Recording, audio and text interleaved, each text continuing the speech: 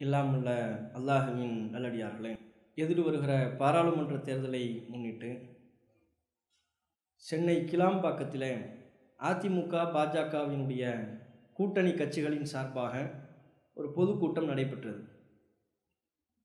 இந்த பொதுக்கூட்டத்தில் இந்தியாவின் பிரதமர் மோடி உள்ளிட்ட பலரும் கலந்து கொண்டார்கள்.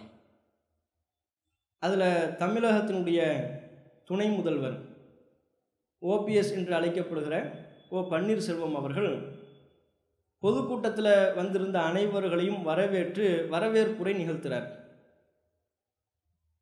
அந்த வரவேற்புரையை நாம் கேட்போமேயானால் கேட்கக்கூடிய மக்கள் யாராக இருந்தாலும் இவர் அதிமுகவின் உறுப்பினரா அல்லது ஆர்எஸ்எஸின் உறுப்பினரா என்று அவங்க கட்சியை சார்ந்தவர்களே சந்தேகிக்கக்கூடிய அளவிற்கு ஏராளமான பேச்சுக்கள் அவருடைய பேச்சு அமைந்திருக்கிறது. மோடியை புகழ்றோங்கிற பேரில் பாரத மாதாவின் பாசமிகு புதல்வர், இந்த கோஷமே யாருடைய கோஷம் நமக்கு தெரியும். பாரத் மாதா கி ஜெயன்னு சொல்லுவாங்கள்ல, அதில் ஒரு முக்காவாசி வந்துட்டார். பாரத மாதாவின் பாசமிகு புதல்வர் இவர் மீண்டும் பிரதமராக வேண்டும் என்று இந்திய நாடே விரும்புகிறது. இவர் எந்த நாட்டில் இருக்கிறார்னு தெரியல. இந்திய நாடே மோடி மீண்டும் பிரதமராக வேண்டும் என்று விரும்புகிறது. எந்த மக்கள் விரும்பினாங்க? இந்த 5 வருஷ காலத்தில் இந்திய மக்களுக்கு ஏற்பட்ட இன்னல்கள் கொஞ்சம் நஞ்சமா? 500 1000 செல்லாது என்கிற பேரில் எத்தனை இந்திய மக்களை கொன்றொழித்தார் இந்த மோடி? ஜிஎஸ்டி வரி விதிப்பின் பேரால் எத்தனை மக்கள் அல்லல் பட்டார்கள், இன்றைக்கும் அல்லல் பட்டு கொண்டிருக்கிறார்கள். சாமானியர்கள், சிறு வியாபாரிகள். அப்போ ஜிஎஸ்டி வரி விதிப்பின் மூலமாக சிறு வியாபாரிகளை நசுக்கிவிட்டு அவர்களை அல்லல்பட வைத்துவிட்டு இந்திய மக்களை எல்லாம் அலைய திரிய வைத்துவிட்டு இப்படிப்பட்ட நிலையில் ஓபிஎஸ் சொல்றாரு, மீண்டும் மோடி பிரதமராக வேண்டும் என்று இந்திய மக்களே எதிர்பார்க்கிறார்கள். தமிழக மக்களினுடைய நலன் மேம்பட வேண்டும் என்றால் மோடி தான் மீண்டும் பிரதமராக வேண்டும். இவ்வளோ பெரிய அநியாயம் பாருங்க. தமிழக மக்களினுடைய பாதிப்புக்காக எந்த பாதிப்புக்காவது இவங்க வந்தாங்களா? கஜா புயலில் பாதிக்கப்பட்ட நிலையில் மோடி வந்தாரா?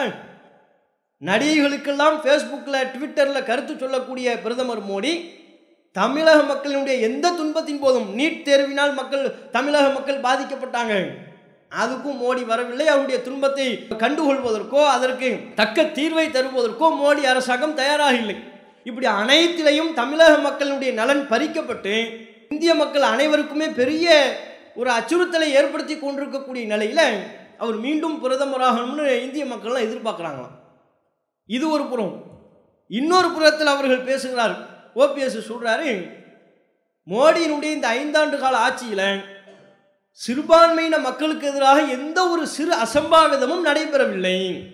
எப்பேற்பட்ட பச்சை பொய், வடிகட்டிய பித்தலாட்டம்.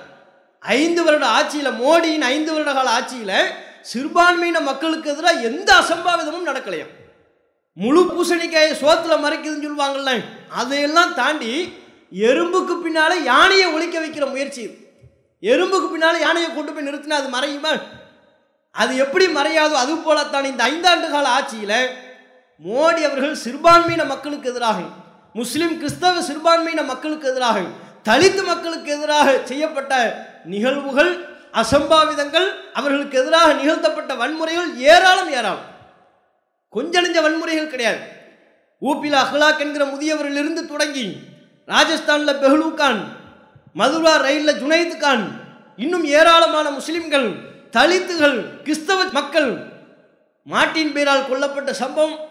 இன்ன இவர்கள் மதத்தை பிரச்சாரம் செய்கிறார்கள், மதமாற்ற திணிப்பில் ஈடுபடுகிறார்கள் என்கிற பேரில் கொல்லப்பட்ட சம்பவங்கள், சிறுபான்மையின மக்களுக்கு எதிராக இந்த நாட்டில் நடைபெற்ற வன்முறை சம்பவங்கள் பெரும் தொகுதிகளாக நூல்களை வெளியிடக்கூடிய அளவிற்கு ஏராளமாக இந்த 5 வருட கால ஆட்சியின் போது நடந்திருக்கிறது. மோடி தலைமையில் நடைபெற்றிருக்கிறது. அதுபோக முஸ்லிம் சமுதாயத்துக்கு எதிராக, கிறிஸ்தவ சமுதாயத்துக்கு எதிராக, தலித்து மக்களுக்கு எதிராக வன்மத்தை கக்கக்கூடிய வகையில் பிஜேபியை சார்ந்தவர்கள், அவர்களை ஆதரிக்கக்கூடிய கட்சியை சார்ந்தவர்கள் தொடர்ந்து இந்த நாட்டில் பேசிக் கொண்டிருக்கிறார்கள். முஸ்லிம்களுக்கு இந்தியாவில் இடமில்லை என்கிறார்கள். சிறுபான்மையின மக்கள் வேண்டுமானால் எங்காவது ஓடிக்கொள்ளட்டும் என்று சொல்கிறார்கள்.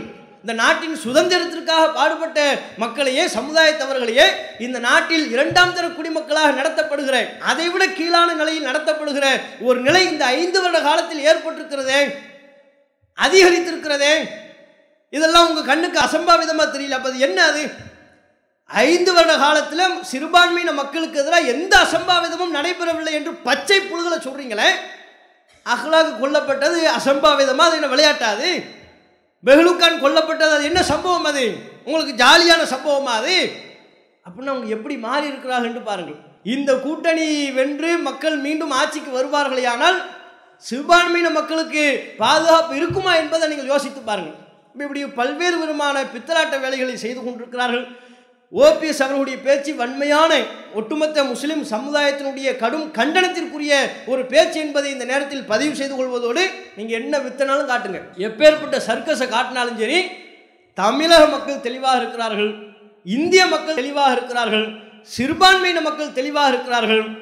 மோடியை ஆதரிப்பவர்களோ மீண்டும் எந்த ஒரு பதவிக்கும் ஆட்சிக்கும் வந்துவிடக்கூடாது என்பதில் அனைத்து தரப்பு மக்களும் தெளிவாக இருக்கிறார்கள் என்பதை இந்த நேரத்தில் அவர்களுக்கு பதிலாக சொல்லிக்கொண்டு எனது உரையை நிறைவு செய்து கொள்கிறேன். அஸ்ஸலாமு அலைக்கும் வரஹ்மத்துல்லாஹி வபரகாத்துஹு.